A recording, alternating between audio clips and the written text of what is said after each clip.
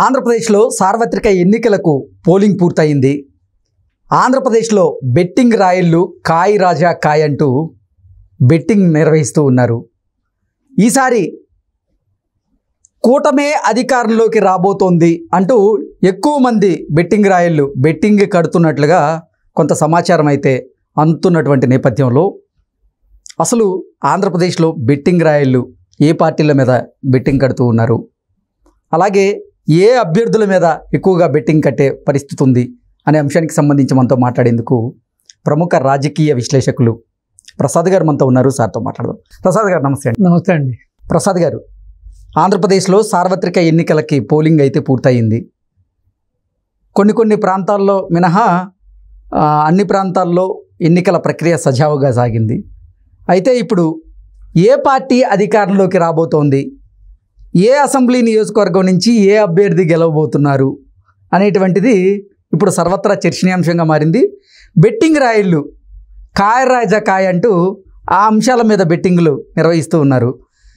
ఆంధ్రప్రదేశ్లో ఇప్పుడు పరిస్థితి మాత్రం ఒక పార్టీకి మాత్రమే అనుకూలంగా బెట్టింగ్లు జరుగుతున్నాయి అంటూ రకరకాల ఊహాగానాలు వార్తలు వస్తూ ఉన్నాయి. ఏంటి సార్ అసలు ఆంధ్రప్రదేశ్లో పరిస్థితి ఏ రకంగా ఉంది? బెట్టింగ్ రాయిళ్ళు ఏ పార్టీ వైపు ఎక్కువ మగ్గు చూపుతున్నారు అంటే ఏం చెప్తారు?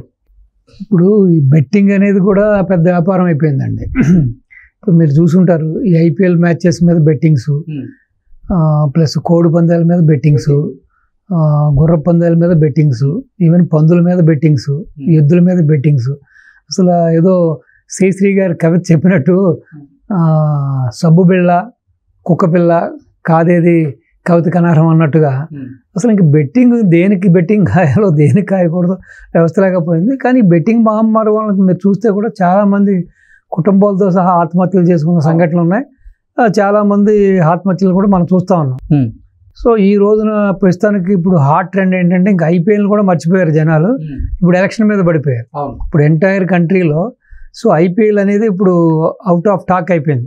సో నిన్న మొన్నటిగా సో హాట్ టాపిక్గా ఉన్నదల్లా కూడా ఇప్పుడు అంతా కూడా ఇప్పుడు క్రికెట్ నుంచి ఇప్పుడు ఎలక్షన్స్ మోడ్లోకి వచ్చేసారు.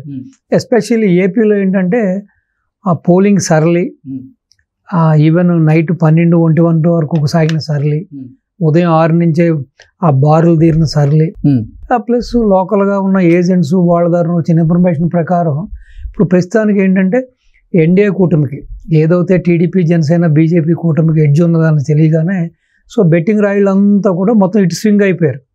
సో నిన్న మొన్నటి వరకు ఎలక్షన్ ముందు వరకు కూడా సో వైసీపీ మళ్ళీ రెండోసారి జగన్మోహన్ రెడ్డి గారు సీఎం అవుతారని పందాలు కాసిన వాళ్ళు కూడా సో టోటల్గా ఇప్పుడు ఇటు తిరగబడటం జరిగింది. సో మీరు చెప్పినట్టుగానే ఏదో 5,000 వస్తే రూపాయికి రూపాయి, సో 10,000 మెజార్టీ వస్తేనేమో రూపాయికి రూపాయిన్నర, సో 20,000 వస్తేనేమో రూపాయికి 2 రూపాయలు. సో ఇంకా రేషియో అలా పోతూనే ఉంది అది. సో అది 5 రూపాయలు, 10 రూపాయలు, 20 రూపాయల వరకు కూడా రేషియో వెళ్ళిపోతుంది. రూపాయికి 1:20 వరకు కూడా వెళ్ళిపోయింది అది. అంటే అసలు ఆంధ్రప్రదేశ్లో ఏ పార్టీ అధికారంలోకి రాబోతుంది, ఏ పార్టీకి ఎన్ని స్థానాలు రాబోతున్నాయి అనే దాని మీద ఒక రేషియో, నెక్స్ట్ కుప్పంలో చంద్రబాబు గారికి ఎంత మెజార్టీ రాబోతుంది అనేది ఒక రేషియో, పులివెందుల్లో జగన్మోహన్ రెడ్డికి ఎంత మెజార్టీ రాబోతుంది అనేది ఇంకో రేషియో, మంగళగిరిలో నారా లోకేష్ గారికి 1,00,000 పైగా మెజార్టీ రాబోతుందంటూ మరో రేషియో, అలాగే పిఠాపురంలో పవన్ కళ్యాణ్ గారికి కూడా 1,00,000 మెజార్టీ రాబోతుందంటూ ఒక రేషియో. ఇలా రకరకాలుగా అభ్యర్థుల మీద కూడా బెట్టింగ్ కట్టేటువంటి పరిస్థితి ఉంది. అలాగే కొడాల నాని గారు ఓడిపోబోతున్నారని కొంతమంది బెట్టింగ్ రాయిళ్ళు, వల్లభనేని వంశీ ఓడిపోబోతున్నారని కొంతమంది, అంబటి రాంబాబు ఓడిపోబోతున్నారని, అలాగే అటుపోతే రోజా గారు ఓడిపోబోతున్నారని, ఇలా రకరకాలుగా అభ్యర్థుల మీద, ప్రాంతాల మీద, రాయలసీమలో కూటమికి ఇన్ని స్థానాలు వస్తున్నాయి అంటూ అదొక రకమైన బెట్టింగ్ అని, ఇలా రకరకాలుగా బెట్టింగ్ రాయళ్ళు కాయ్ రాజా కాయ్ అంటూ రెచ్చిపోతున్నారు అంటూ రకరకాల వార్తలు వస్తున్నాయి. ఏంటి సార్ అసలు పరిస్థితి? నిజంగా ప్రాంతాలను బట్టి కూడా బెట్టింగ్ కాసేటువంటి పరిస్థితి ఉందంటారా? అదే ఇప్పుడు మీకు ఇందాకే శ్రీశ్రీ గారి కవిత చెప్పినట్టుగా ఇప్పుడు ఒక రోజుని ఈ యొక్క క్రికెట్ బెట్టింగ్ మీద ఒక కంప్లీట్గా రీసెర్చ్ చేసిన ఒక జర్నలిస్ట్ని ఒక ఆయన కలిశాను నేను. ఆయన చెప్పారు ఇప్పుడు నాట్ ఓన్లీ ఇండియాలో టెస్ట్ క్రికెట్ కానీ, మీకు వన్డే మ్యాచెస్ కానీ, 2020 కానీ, ఈవెన్ ఈ ఐపీఎల్ కానీ, ఈవెన్ ఎక్కడో ఫారిన్లో జరుగుతున్న మ్యాచ్లు, ఈవెన్ లీగ్ మ్యాచ్లు ఉంటాయంట. ఎక్కడో సమ్వేర్ సౌత్ ఆఫ్రికా, ఇప్పుడు ఇంగ్లాండ్లో తీసుకుంటే కౌంటీ మ్యాచెస్ ఉంటాయి. సో ఈవెన్ అట్లకి కూడా మన వాళ్ళు బెట్టింగ్ చేస్తూ ఉంటారంట. సో ఆయన చెప్తున్నాడు, ఈ ఓవర్లో వికెట్ తీస్తారా లేదా, ఈ ఓవర్లో ఎన్ని నో బాల్స్ వేస్తారు, ఈ ఓవర్లో ఎన్ని సింగిల్స్ కొడతారు, ఈ ఓవర్లో ఎన్ని ఫోర్స్ కొడతారు, ఈ ఓవర్లో ఎన్ని సిక్స్లు కొడతారు. సో ఈ విధంగా రకరకాల కాంబినేషన్స్ పర్మిటేషన్లో వాళ్ళు బెట్టింగ్ చేస్తూ ఉంటారంట. సో మీరు చెప్పిన దాన్ని బట్టి చూస్తే ఇంకా ఈవెన్ ఇప్పుడు ఈ రాజకీయాల్లో కూడా ఇప్పుడు మీరు చూస్తే ఎలక్షన్లో కూడా వీళ్ళు డిఫరెంట్గా సో మీరు చెప్పినట్టుగా ఇది ఏ పరాకాష్ఠకి వెళ్ళిపోయిందంటే ఈ పర్టికులర్గా ఇప్పుడు సపోజ్ మీరు చూస్తే కూడా ఇప్పుడు ఎమ్మెల్యే సెగ్మెంట్ తీసుకున్నా లేకపోతే ఎంపీ యొక్క పార్లమెంటు నియోజకవర్గం తీసుకున్నా కూడా సపోజ్ ఓళ్ళ వారీగా కూడా బెట్టింగ్ వేసి వాళ్ళు ఉన్నారంట. ఈ ఊర్లో ఎంత మెజారిటీ వస్తుంది, ఈ ఊర్లో 93% వస్తుంది, ఈ ఊర్లో 80 వస్తుంది, ఈ మండలంలో ఎంత, ఈ మండలం ఎంత వస్తుంది, ఈ రూరల్కి ఎంత వస్తుంది. సో ఇంకా దీనికి ఏంటంటే ఇప్పుడు మీరు ఇది ఒక వ్యాపారం కింద మార్చేసుకున్నప్పుడు ఇంకా రకరకాల కాంబినేషన్స్, రకరకాల పర్మిటేషన్స్, ఇంకా దానికి ఒక అంతు పంతు లేకుండా పోయింది. మరీ ముఖ్యంగా ఉభయ గోదావరి జిల్లాల్లో ఈ బెట్టింగ్ అనేది ఎక్కువగా జరుగుతుంది. మీరు అక్కడ చూసుకుంటే మామిడి తోటలు, కొబ్బరి తోటలు, అరటి తోటలు, ఇళ్ళు, పొలాలు, స్థలాలు మొత్తం అన్నీ కూడా కుదవబెట్టేస్తూ ఉంటారు. మీరు 10 ఎకరాలు పందెం అంటాడు ఒక ఆయన. సో ఆ విధంగా లబ్ధి పొందిన వాళ్ళు చాలా తక్కువ ఉంటారు, నష్టపోయే వాళ్ళు ఎక్కువ ఉంటారు. అంటే ఇది బాగా ఏమన్నా చెప్పాలంటే ఈ వ్యసనం ఏంటంటే మీకు ఒక స్టేజ్ దాటిపోయిందండి.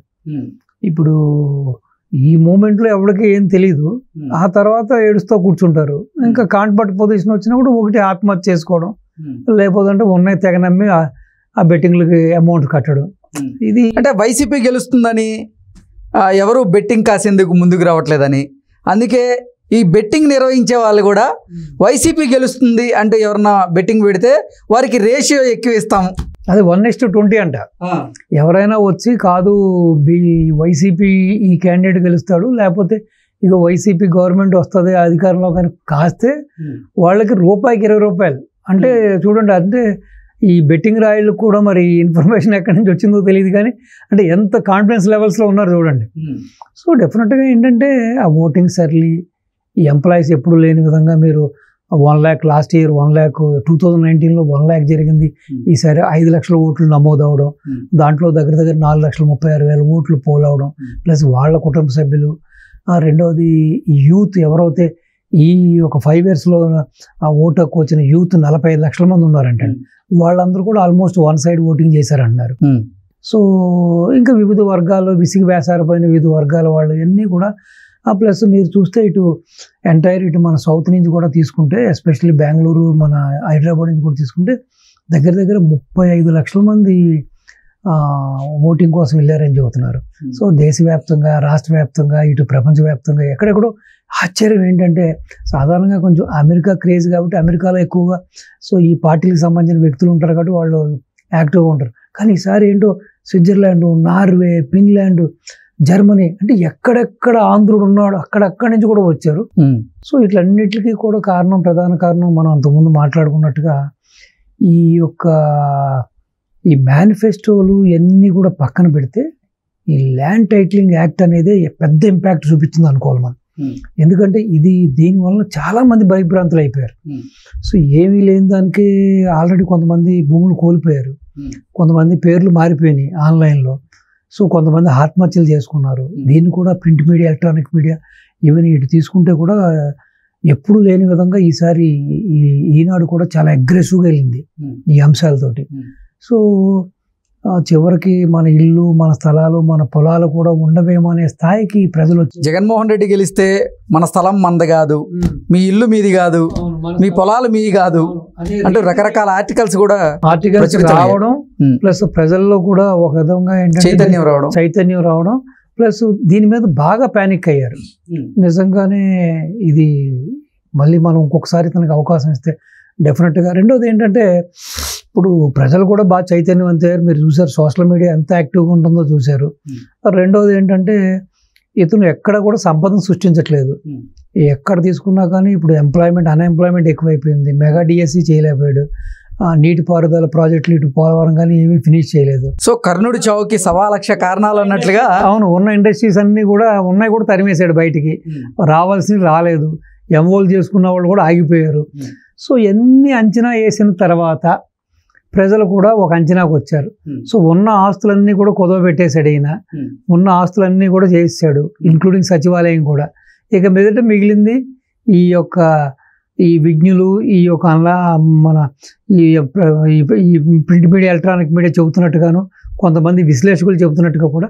సో డెఫినెట్గా నెక్స్ట్ టార్గెట్ మన పొలాలు, మన స్థలాలు, మన ఇల్లే. కాబట్టి ఆల్రెడీ మన పట్టాదారు పాస్ పుస్తకంలో బొమ్మలు వేసుకున్నాడు, ఆ సరిహద్దు రాళ్ల మీద బొమ్మలు వేసాడు.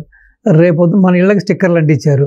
రేపొద్దున్న డెఫినెట్గానే మన ఇళ్ళు, మన స్థలాలు, మన పొలాలు అమ్మి మనకే మళ్ళీ ఇవన్నీ పింఛన్లు గింజలు ఇస్తాడేమని భయభ్రాంతులు అయ్యారు. దాని కారణంగా ఏంటంటే ఆల్మోస్ట్ నాకు తెలిసి వారు వన్ సైడ్గా అనిపిస్తుందండి.